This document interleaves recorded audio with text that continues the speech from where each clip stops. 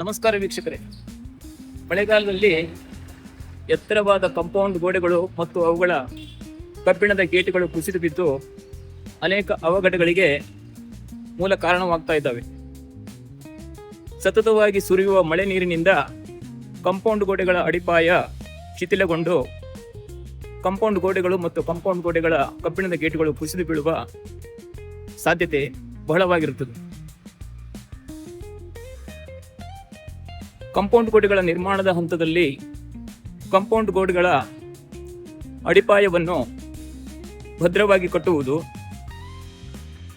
ಶಿಥಿಲವಾದ compound ಗೋಡೆಗಳನ್ನು ಪುನರ್ ನಿರ್ಮಾಣ ಮಾಡುವುದು,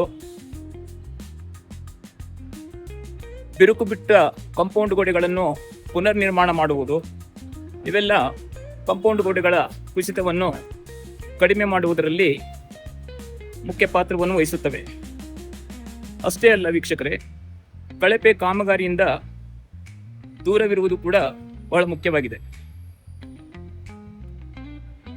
ಮಳೆಗಾಲದಲ್ಲಿ ಕಾಂಪೌಂಡ್ ಗೋಡೆಗಳ ಪಕ್ಕದಲ್ಲಿ ಗಾಡಿಗಳನ್ನು ಪಾರ್ಕ್ ಮಾಡುವುದು,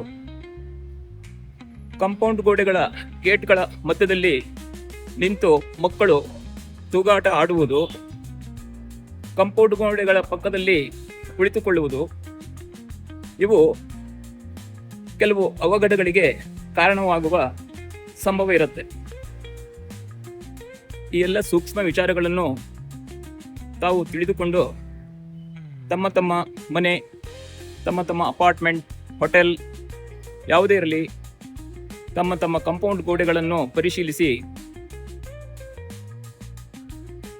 ಅವುಗಳನ್ನು ವ್ಯವಸ್ಥಿತವಾಗಿ ಇಡುತ್ತೀರಿ ಎಂದು ನಂಬಿ ನನ್ನ ಎರಡು ಮಾತುಗಳನ್ನು ಮುಗಿಸ್ತಾ ಇದ್ದೇನೆ ವೀಕ್ಷಕರೇ.